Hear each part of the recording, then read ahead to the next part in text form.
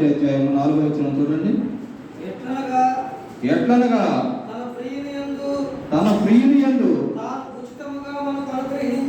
తాను ఉచితముగా మనకు అనుగ్రహించిన తన కృపా మహిమకు కీర్తి కలుగునట్లు తన చిత్త ప్రకారమైన దయా సంకల్పం చొప్పున యేసు క్రీస్తు ద్వారా తనకు కుమారునిగా స్వీకరించుటకై మనలను ముందుగా తన కోసం నిర్ణయించుకొని మనము తన ఎదుట పరిశుద్ధులమును నిర్దోషులమై ఉండవలనని జగత్తు పునాది వేయబడక మునిపే ప్రేమ చేత ఆయన క్రీస్తులో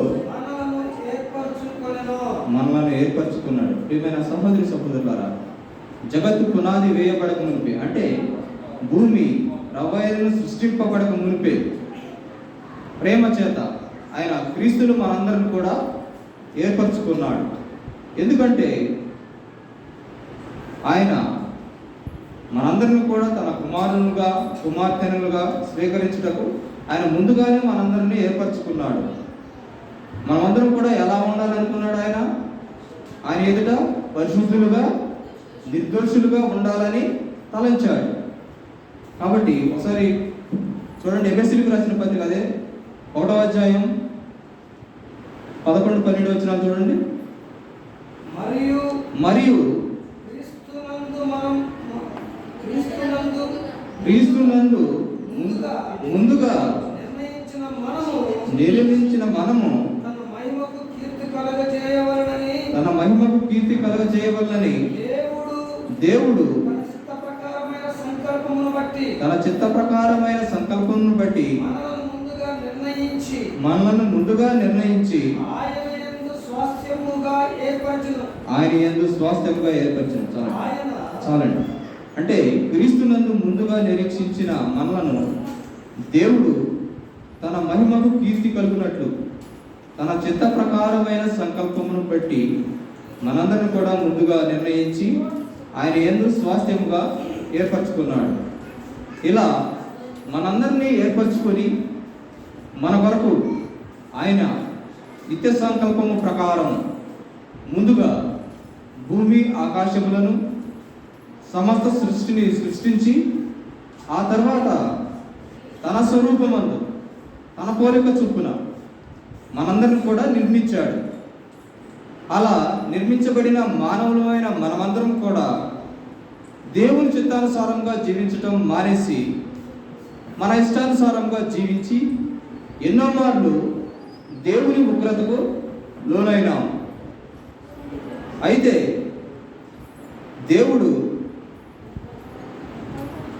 నోవహు దినాలలో మహాజల ప్రళయం చేత సమస్త సృష్టిని నాశనం చేసిన దేవుడు ఇంకెన్నడూ కూడా అలాగూ చేయకూడదని నిర్ణయించుకొని అబ్రహాము ద్వారా ఇస్సాకును, ఇస్సాకు ద్వారా యాకోబును, యాకోబు ద్వారా 12 గోత్రికులను ఏర్పరచుకున్నాడు.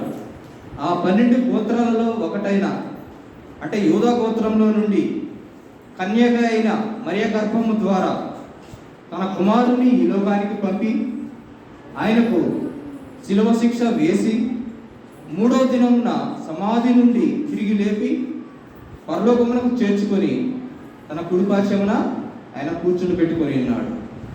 ప్రియమైన సహోదరి సహోదరులారా, ఆయన ఈ లోకానికి తీర్పు తీర్చడం కోసం ఆయన రెండవసారి ఈ లోకానికి పంపినప్పుడు ఆయన సైన్య సమూహంతో మేఘారుడై దిగి వచ్చినప్పుడు మాత్రమే ఈ తీర్పు అనేది జరుగుతుంది. కాబట్టి ఒకసారి మత్తయి సువార్త 24వ అధ్యాయము 36వ వచనం చూడండి.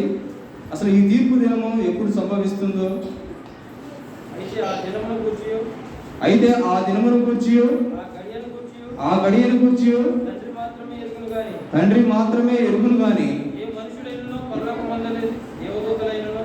ఏ మనుషుడైనను పరలోకము నుండి దేవదూత అయినను కుమారుడైనను ఎరగడు. ప్రియమైన సహోదరి సహోదరులారా, ఇక్కడ చూసినట్లయితే ఈ తీర్పు దినము ఎప్పుడు సంభవిస్తుందో అని శిష్యులు యేసు ప్రభువుని అడిగి తెలుసుకున్నప్పుడు ఆయన చెప్పిన సమాధానం అయితే ఆ దినమును కూర్చియో ఆ గడియను కూర్చియో తండ్రి మాత్రమే ఎరుగును, కానీ ఏ మనుషుడైనను పరలోకములో ఉన్న దేవదూతలైనను కుమారుడైనను ఎరగడంట. ఆ తీర్పు దినం ఎప్పుడు వస్తుంది? కేవలం ఎవరికి తెలుసు? పరలోకంలో ఉన్న తండ్రికి మాత్రమే తెలుసు. అంతేకాని దేవదూతలకు కూడా, మనుషులకు కానీ, చివరికి ఆయన కుమారుడు కూడా ఎరగడంట ఆ తీర్పు ఎప్పుడు వస్తుందో. కాబట్టి ఇక్కడ మనకు ఒక విషయం తెలియజేయబడుతుంది. ఏమంటే మన ప్రభువు రక్షకుడైన యేసుక్రీస్తు ఆయన రెండవసారి ఆర్భాటంతోనూ ప్రధాన దూత శబ్దంతోనూ దేవుని బోరతోనూ మహిమతోనూ సమస్త దూతలతోనూ పరలోకము నుండి దిగి వచ్చినప్పుడు తన మహిమ గల సింహాసనం మీద కూర్చున్నప్పుడు మాత్రము ఈ తీర్పు అనేది జరుగుతుంది. ఒకసారి చూడండి, ఈ తీర్పు దినం అనేది మనం ఇది నిజమా కాదా అని తెలుసుకోవడానికి మనం కొన్ని లేఖనాలను పరిశీలన చేద్దాం. ప్రసంగి గ్రంథము 12వ అధ్యాయము చూడండి ఒకసారి. ప్రసంగి గ్రంథము 12వ అధ్యాయము 14వ వచనం ఒకసారి చూడండి.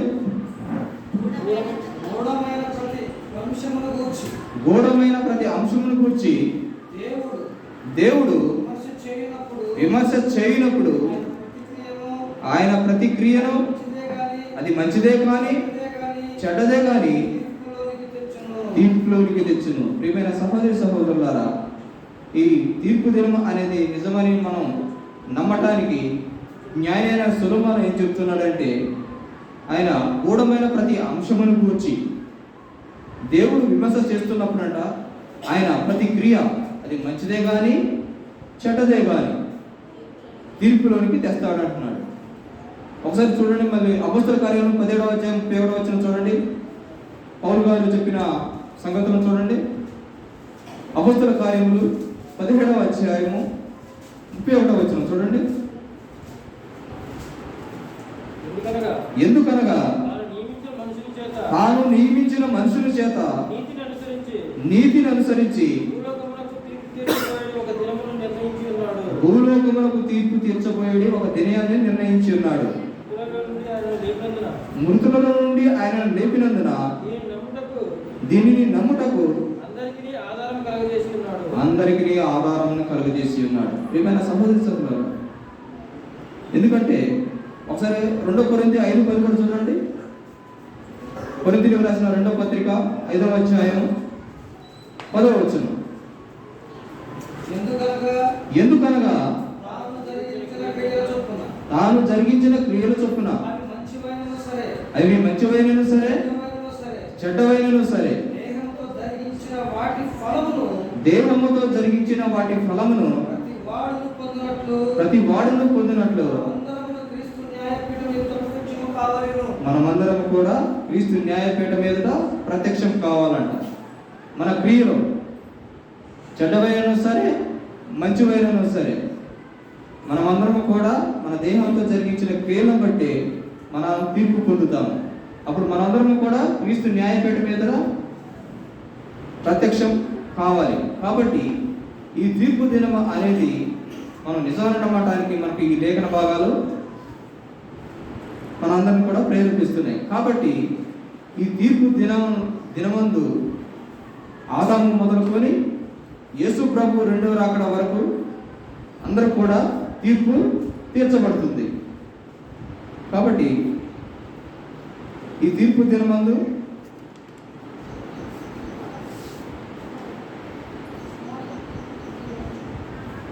ప్రకటన గ్రంథము 20:11 వచనంలో చూసినట్లయితే మరణమును మృతుల లోకమును సముద్రమును పాతాళ లోకమును వాటి వశమున్న మృతులందరికీ కూడా మృతులను అప్పగిస్తాడంటున్నాడు. మనమందరము అంటే అనగా మృతుల నుండి లేపబడిన వారు భూమి మీద సజీవులుగా నిలిచి ఉండి మనమందరము కూడా తీర్పు తీర్చబడుటకు క్రీస్తు న్యాయపీఠం మీదట దేవదూతల చేత పోగు చేయబడతారు.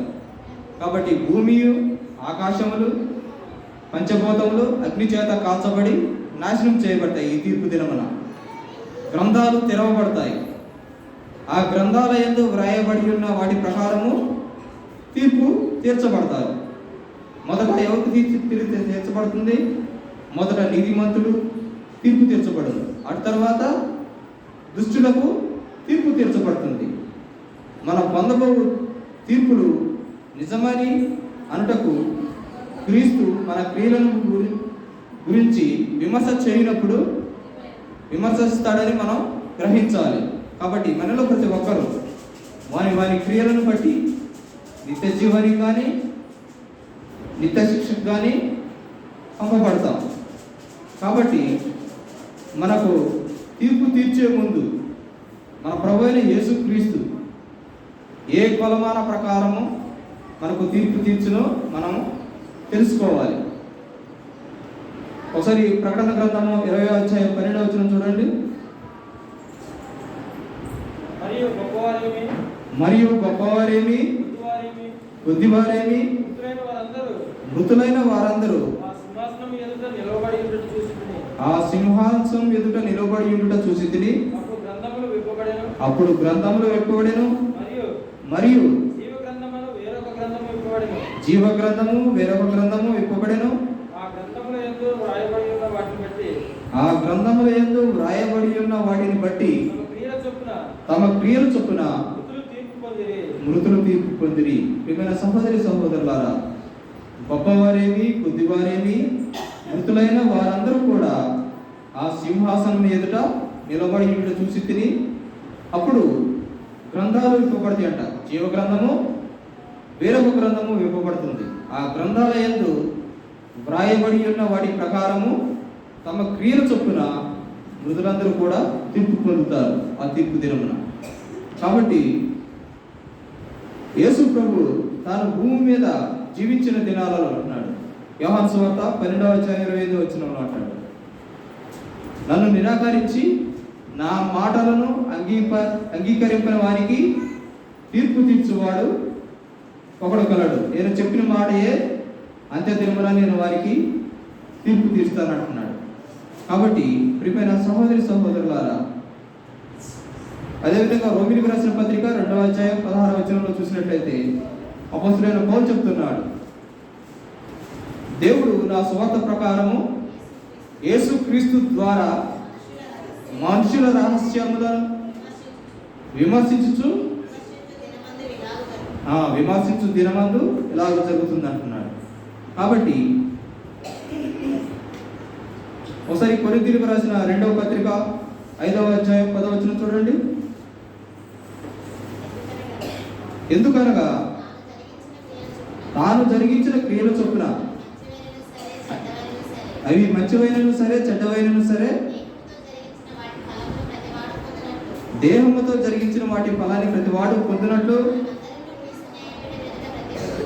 మనమందరం కూడా క్రీస్తు న్యాయపీఠం ఎదుట ప్రత్యక్షం కావాలంటున్నాడు. కాబట్టి ఈ యుగాలలో ఉన్న మనము తీర్పు తీర్చబడడానికి కొలమానము యేసుక్రీస్తు వాక్యమే. కాబట్టి మన దేహంతో జరిగించే వాటిని అది కొలత వేస్తుంది. కాబట్టి ఇతరులకు మనం ఏ కొలత కొలుస్తామో మనకు అదే కొలత కొలవబడుతుంది. కాబట్టి మన క్రియలో, మన మాటలు, మన హృదయాలోచనలు ప్రకారము మనము తీర్పుని ఎదుర్కొంటాం. కాబట్టి ఒకసారి ప్రకటన గ్రంథము 22వ అధ్యాయం 12వ వచనంలో చూసినట్లయితే, ఇదిగో నేను త్వరగా వచ్చుచున్నాను, వాని క్రియల చొప్పున ప్రతి వానికి ఇచ్చుటకు నేను సిద్ధపరిచిన జీతము నా యొద్ద ఉన్నది. ప్రియమైన సహోదరి సహోదరులారా, ఇక్కడ వాని క్రియల చొప్పున వానికి ఇచ్చుటకు సిద్ధపరిచిన జీతము ఆయన యొద్ద ఉందని వాక్యం ద్వారా మనకు తెలియజేయబడుతుంది. కాబట్టి 2 కొరింథీయులకు రాసిన పత్రిక 2వ అధ్యాయం 5వ అధ్యాయం 10వ వచనంలో చూసినట్లయితే, మనం ఈ దేహంతో జరిగించే క్రియలు అవి మంచివైతే నిత్య జీవమైన మంచి జీవితమైన నిత్య జీవం ఉంటుంది. అవి చెడ్డవైతే చెడ్డ జీతమైన నరకాన్ని మనం బహుమతిగా పొందుతాం. కాబట్టి ప్రియమైన సహోదరి సహోదరులారా, ఈ భూమి మీద జీవించే 60-70 సంవత్సరాల జీవితంలో మనం జరిగించే క్రియలు మంచిగా ఉన్నట్లయితే యుగయుగాలు సంతోషమును ఆనందమును పొందుతాం. లేదా ఈ భూమి మీద మన క్రియలు చెడ్డవిగా ఉన్నట్లయితే యుగయుగాలు శ్రమలు బాధలను పొందుతాం. ఒకసారి మనం అపోస్తలుడైన పౌలు తెస్సలోనికీయులకు రాసిన మొదటి పత్రికలోని ఒక విషయాన్ని గమనించుతాం. చూడండి, తెస్సలోనికీయులకు రాసిన మొదటి పత్రిక 5వ అధ్యాయము 9వ వచనం. ఎందుకనగా మన ప్రభువైన యేసుక్రీస్తు ద్వారా రక్షణ పొందుటకే దేవుడు మనలను నియమించిన కానీ ఉగ్రత పాలగుటకు నియమింపలేదు. ప్రియమైన సహోదరి సహోదరులారా, ఎవరు కూడా ఆయన మనందరిని కూడా రక్షణలో నడిపించడానికి ఎవరు కూడా నాశనం కావడం ఆయనకు ఏమాత్రం కూడా ఇష్టం లేదు. అందుకే యోహాను సువార్త 3:16 చూడండి ఒకసారి. దేవుడు లోకమును ఎంతో ప్రేమించెను కాగా ఆయన తన అద్వితీయ కుమారునిగా పుట్టిన వాని యందు విశ్వాసముంచు ప్రతి వాడును నశింపక నిత్య జీవం పొందినట్లు ఆయనను అనుగ్రహించను. కాబట్టి ప్రియమైన సహోదరి సోదరులు, ఏ ఒక్కరూ నశించిపోవడం ఆయనకి ఇష్టం లేదు. ప్రతి ఒక్కరు కూడా ఆయన యందు విశ్వాసం ఉంచి ఆయన ఉండే పరలోకంలో చేరాలన్నదే ఆయన యొక్క ఉద్దేశం. కాబట్టి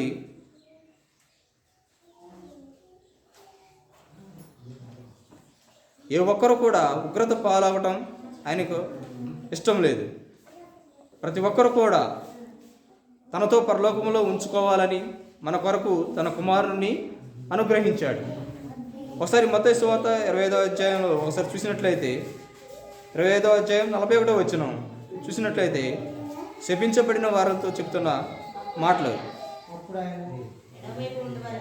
ఎడమవైపు ఉండు వారిని చూసి శపింపబడిన వారులారా, నన్ను విడిచి అపవాదికిని వాని దూతలకు సిద్ధపరచబడిన నిత్యాగ్నిలోకి పోవుడి. ప్రియమైన సహోదరి సహోదరులారా, ఆ నిత్యాగ్ని అనేది ఎవరికి? అపవాదికిని వాని దూతలకును. మన కోసం కాదు ఆ నిత్యాగ్ని. ఆ నిత్యాగ్నిని శపించబడిన వారితో చెప్తున్నాడు. అపవాదికిని వాని దూతల కొరకు ఏర్పరచబడింది, మన కోసం కాదు.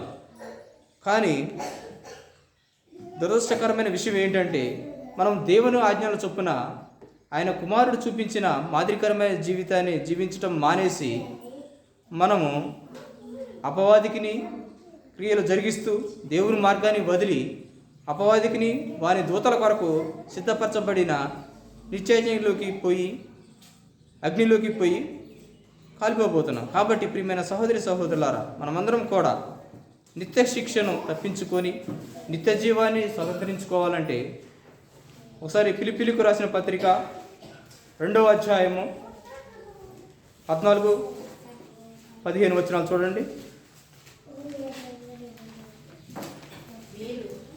మీరు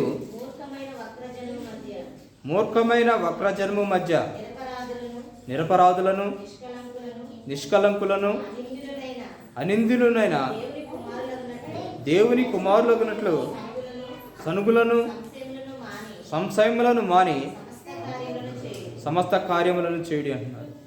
ప్రియమైన సహోదరి సహోదరులారా, ఎవడు కూడా ఆయన వాక్యాన్ని గైకుంటాడో వానిలో దేవుని ప్రేమ పరిపూర్ణంగా ఉంటుంది. ఆయన యందు నిలిచి ఉన్న వాడని చెప్పుకునేవాడు ఆయన ఎలాగైతే నడుస్తాడో అలాగే తాను కూడా నడుచుకునే బద్ధుడై ఉన్నాడు. కాబట్టి మనము కూడా అలాగే యేసుక్రీస్తు మనకు ఉంచిన మాదిరికరమైన అడుగుజాడల్లో జీవించాలని జీవించినట్లయితే తీర్పు దినాన మనకు బహుధైర్యం కలుగుతుంది. కాబట్టి దేవుడు తన ప్రియకుమారుడైన యేసుక్రీస్తును ఈ లోకానికి శరీరాకారంతో పంపి ఆయన ద్వారా ఈ లోకంలో తన చిత్తాన్ని తన మాటలను ప్రకటింపచేసి మరణింపచేసి సమాధి చేయించి తిరిగి 3వ దినమున ఆయనను పునరుద్ధానుడుగా లేపి ఆయన రక్తము ద్వారా క్రీస్తు సంఘాన్ని స్థాపించాడు. ఎన్నో శ్రమల మధ్య అపోస్తుల ద్వారా ఆ సంఘాన్ని అభివృద్ధిపరిచి వ్యాపింపచేసి క్రీస్తు సంఘము ద్వారానే మనుషులందరినీ కూడా తన పిల్లలుగా చేసుకోవడం కోసం తాను చేసిన నిత్య సంకల్పాన్ని మనుషులందరికీ తెలియజేసి మనుషులందరూ కూడా నూతనముగా తిరిగి జన్మించాలని ఈ లోకంలో జీవిస్తున్నప్పుడు తన ప్రియకుమారుని పోలి క్రైస్తవులుగా జీవించాలని ఈ తీర్పు దినాన తాను నివసించే పరలోక రాజ్యంలో ప్రవేశించాలని, అలాగే నిత్యాగ్నిలోనికి అపవాదితోనూ వాని దూతలతోనూ కలిసి ఉండకూడదని ఆయన కోరుకున్నాడు. కాబట్టి ప్రియమైన సహోదరులారా, మీ అందరికీ కూడా మరి ఎక్కువగా దేవుడు తన జ్ఞానాన్ని చేత నింపి మీరు ఆయనకిష్టమైన పిల్లలుగా జీవించి తన నివాసమైన పరలోక రాజ్యంలో నివసించినట్లు దేవుడు మీ అందరిని దీవించి ఆశీర్వదించాలని కోరుకుంటూ ఈ వాక్య భాగాన్ని నేను ముగిస్తున్నాను.